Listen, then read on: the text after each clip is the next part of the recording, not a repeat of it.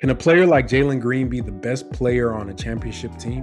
This is a real question. This is a question that I've asked over the past few years. Once we drafted a two guard with the number 2 pick in the 2021 draft, this was the question that popped in my head because there's a great chance that he could be all we got, right? Jalen could be the guy. If Jabari doesn't work out, maybe Jabari ends up being a really, really good role player. Maybe this coming draft, we don't get Wemby, Scoot, or a third pick. We get, one of the later picks or they trade out of it. There's a chance that out of the draft picks that the Rockets have made, that Jalen Green can be the guy. Like, he's going to be the guy that we have to really, really hope on to carry us to the promised land. And what does he have to do to be that level of player, to be the best player on a championship team? I'm going to try to answer that in this video. Tap in, enjoy. If you like the Chop Shop and you support what we've been doing here on the channel, giving you quality basketball and premium content, support us by hitting us up on Cash App. That's $Chop Shop HTX. All the money we get goes towards our software and our subscriptions we use to make these great videos that you all enjoy. So support the channel, support Premium Hoops, support great basketball discourse by hitting us up on Cash App at $Chop Shop HTX. So to answer this question about Jalen's ability to be the best player on the championship team, I'm going to use a little bit of historical precedent to kind of clarify some things and clarify some of my points that I'm going to make. The first point I'm going to make is that if you're just a scorer as a two guard and that's your only trick, then you're probably not going to be very good, or your team is not going to be very good. No, you might be individually very good, but your team is not going to be very good. And what I mean by this is that as a two guard, just being able to score is not going to do it. And to me, a lot of those archetypes are probably the least impactful types of archetypes in the league. Like, if I'm going to draft a player and I want impact from day one, you're talking about a ball handler or you're talking about a defensive anchor, right? Those are really the two types of players that you want to get on your team from day one, that's going to have the highest upside and highest floor for your team. When you draft a two guard, if they're just able to score and they're a quote unquote bucket, you're probably in trouble. And you're going to be searching for something else or some other player or archetype to be able to supplement them so their scoring can be impactful. So basically, to me, that archetype, if scoring is all they can do, is good for raising the ceiling on a team, but not really establishing a floor.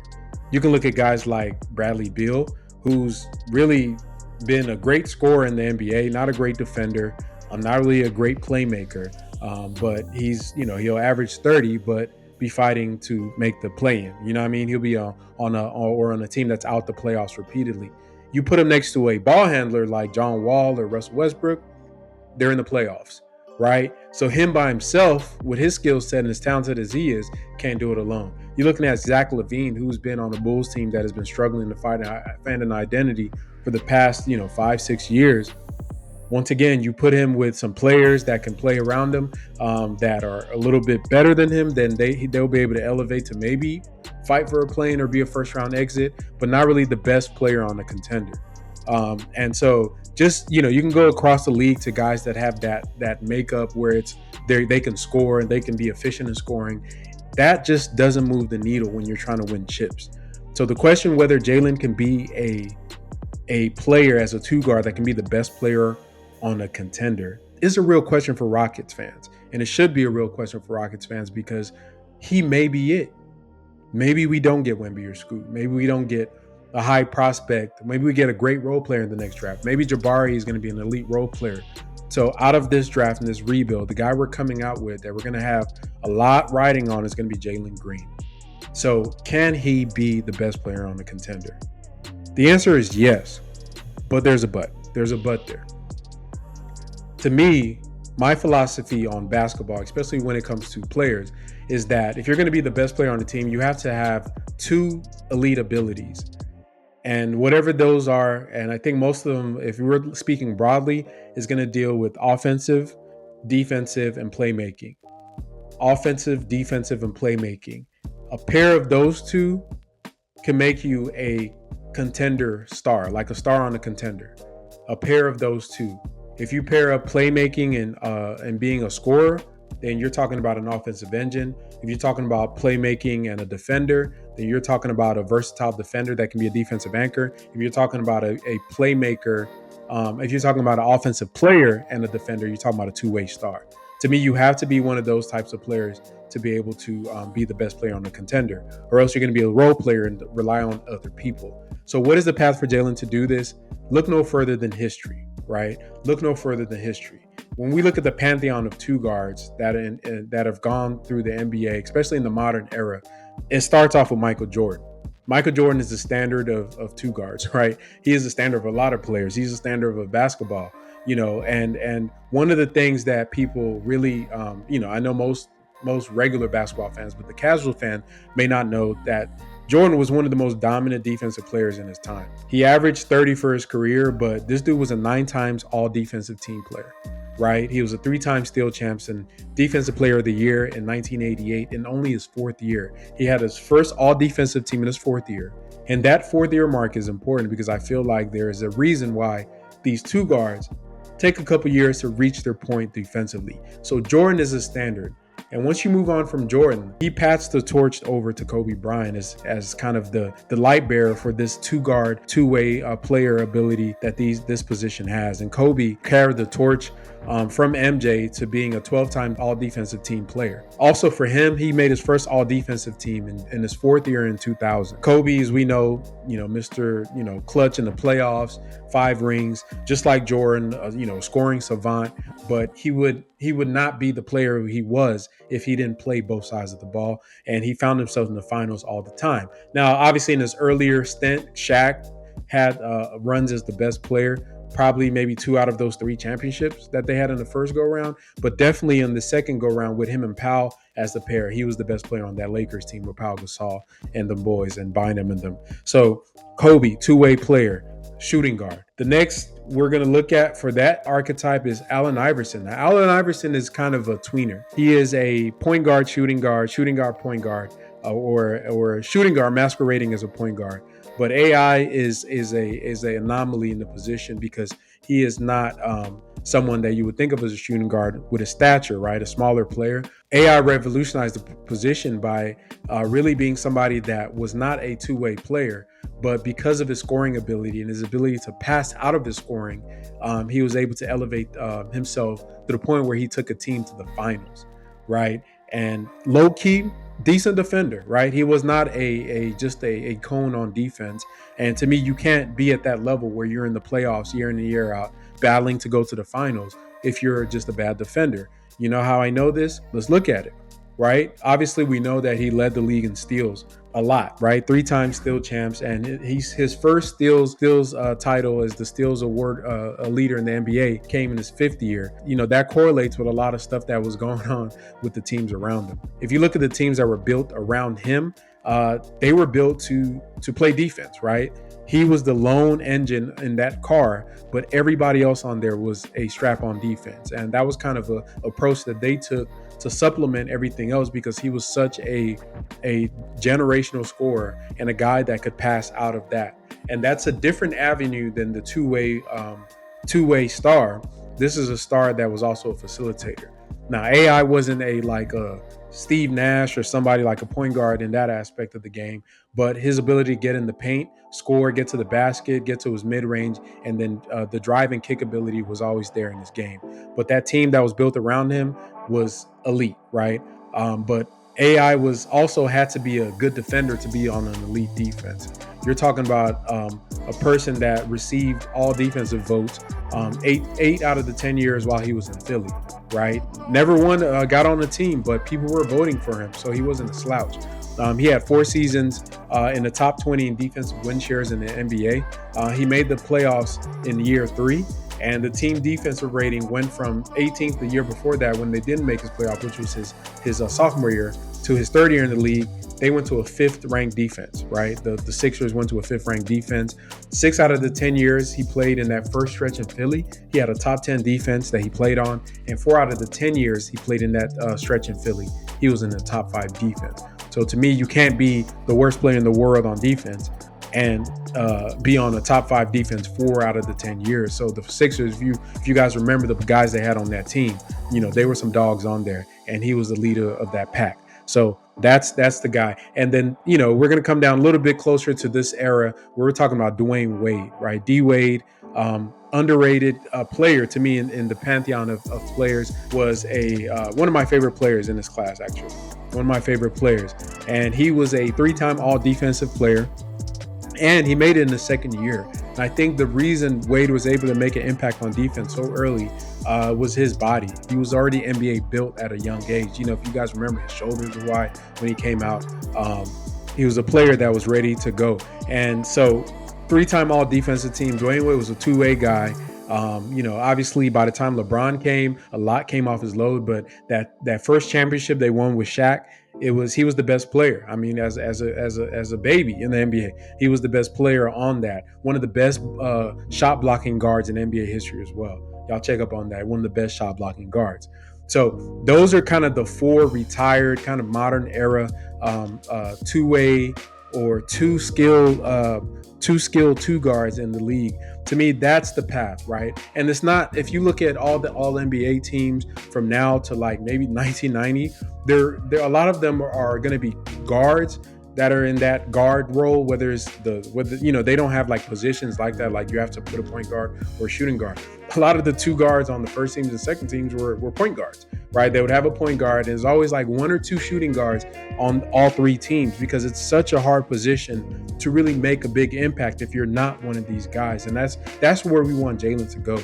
So when we look at Jalen, what is the upside that we see for him right now? Y'all have seen the other video that I've made about his comparison to the Zach Lavine and the Devin Booker, where I think that right now he's trending somewhere in between. There's some things he does really, really well that have him leaning towards a higher upside, and there's some things that you kind of want him to improve on, that you would say that you know, okay, if you don't improve on this, then you could end up being the lower end, which I think Zach Lavine is the lower end of him, because at his second year he's already surpassed a lot of the stuff Zach was doing. If y'all don't remember, Zach Lavine was not that good for like 3 or 4 years coming out. So Jalen, to me, is already, you know, he's already kind of clearing some of that. Now, how do we get him up to the level of the rare air, what I call it, the upper room of 2 guards? Because to me, that's where I wanted the kid to be. That's where we have to want him to be. I think one of the things that I'm looking at right now as I'm watching the playoffs is how Devin Booker has really changed his game. Devin Booker has changed his game in the past few years, and it correlates with a lot of the good things that have happened with the Suns recently. Right, obviously they're gonna probably beat the Clippers in this first round. Devin Booker is coming off of a year where they lost really bad last year, but they were still one of the favorites in the NBA to win it last season. They lost to Dallas embarrassingly. Then even before that, they made it to the finals where they lost to Milwaukee and Giannis, where they ran into Giannis. But I would say that he is next up on that pantheon. I mean, Devin Booker has already been in the league. I think he's going to be going on his 8th year. And, you know, he's a guy that's trending in all the right directions, especially in the past 3 years since the team has made that Chris Paul trade.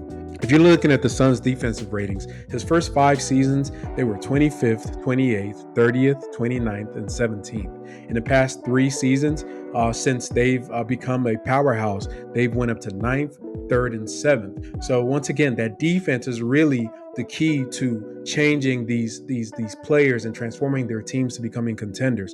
That's a prerequisite. Now, defense is a team concept. Obviously, they have Aiden, they had CP3, but these numbers and their defensive ratings are not unrelated to what Devin is doing. So if we look at how he's rated individually over the past past seasons, you know, when he was a rookie, he was and these are from Synergy. When he was a rookie, he was rated as a poor defender. 2017, below average. 18, below average. 19, below average. 20, below average. And guess what?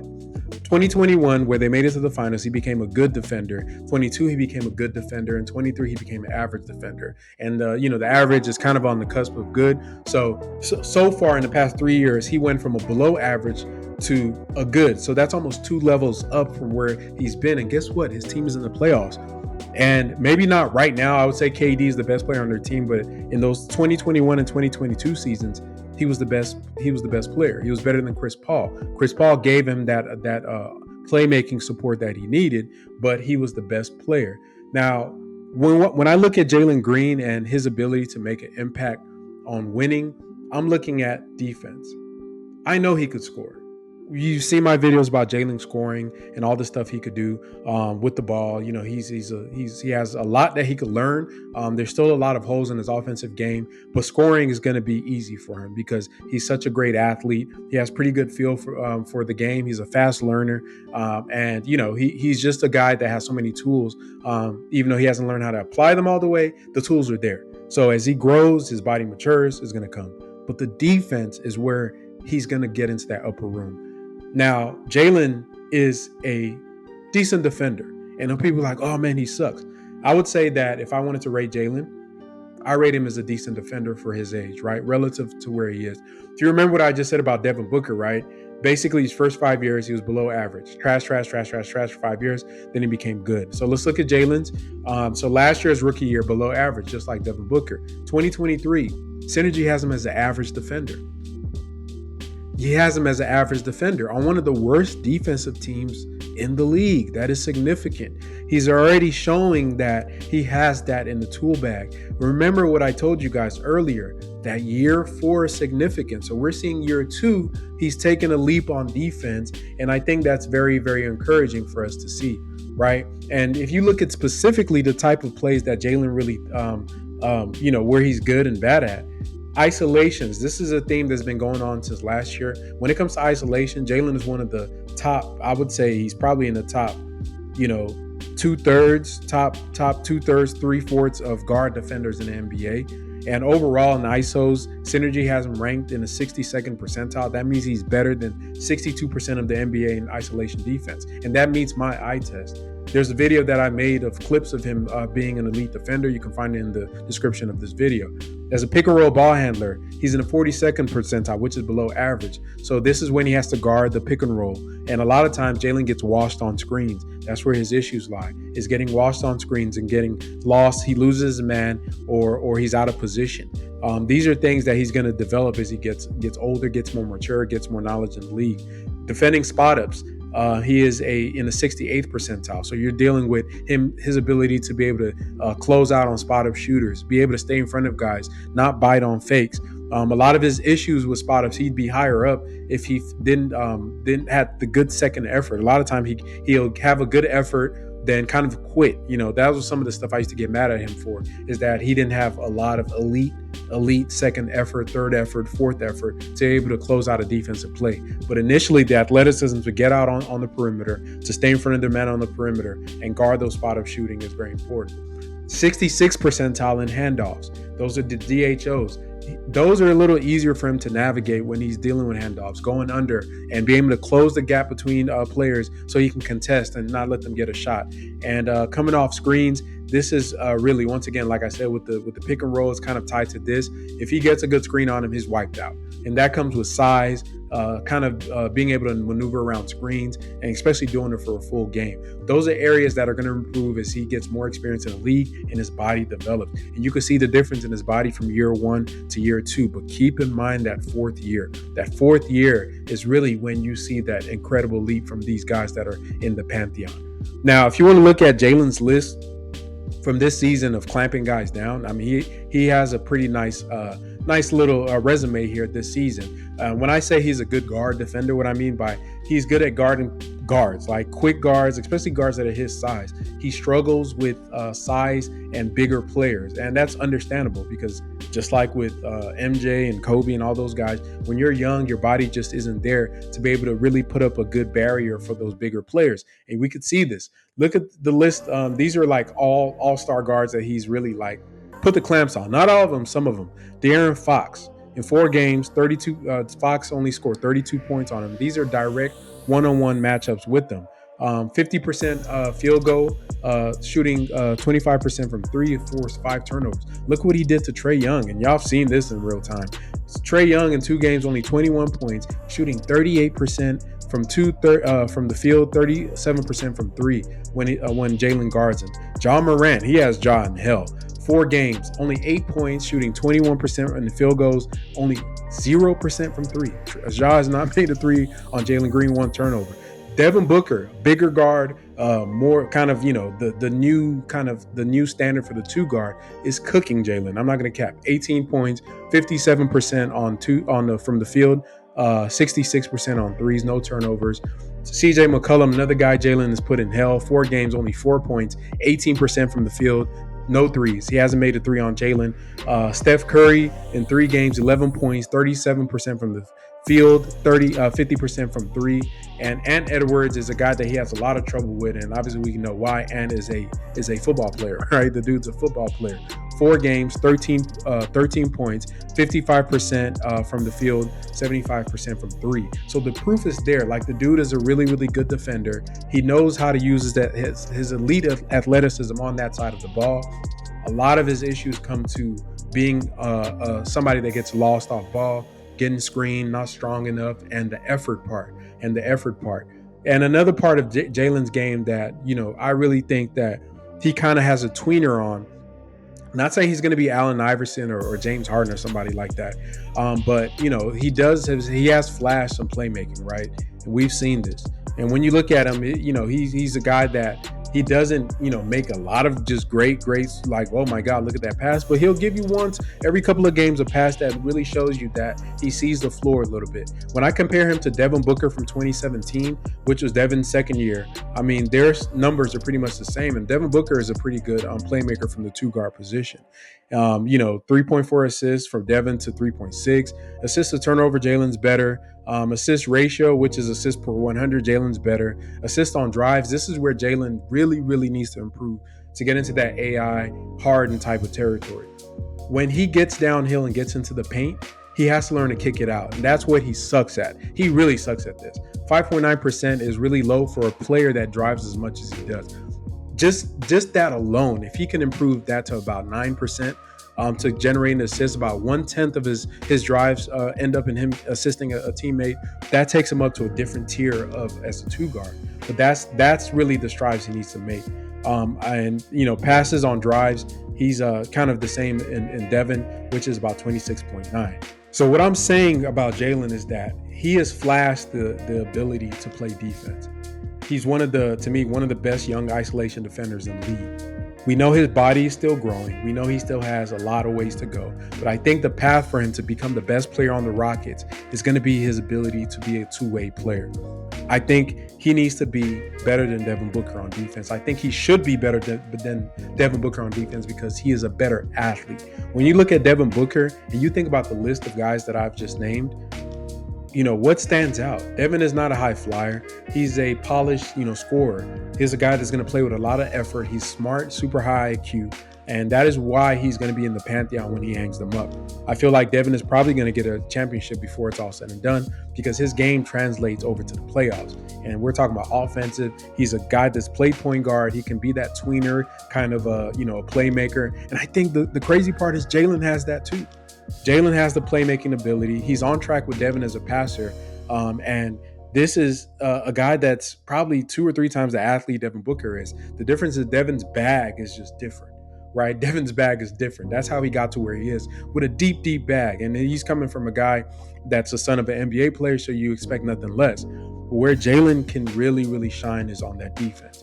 Devin cannot be the athlete that Jalen can. And I think that is where Jalen has a path to becoming a star, because we're talking about Michael Jordan, uber athlete, Kobe, uber athlete. You're talking about Dwayne Wade, uber athlete. Now, I'm going to call Allen Iverson a anomaly. If we're looking at the modern 2-guard, you have Zach Lavine is an uber athlete, but doesn't translate it into that other side of the ball. He's stiff on defense, really can't stay in front of guys, gets blown by easily. Is that where Jalen's going to be? I don't know. You have a Bradley Beal, who's more like a Devin Booker, but doesn't really have the passing acumen that Devin does, or even the defensive effort and the ability to be able to put it all together on that side of the ball and be in the right positions.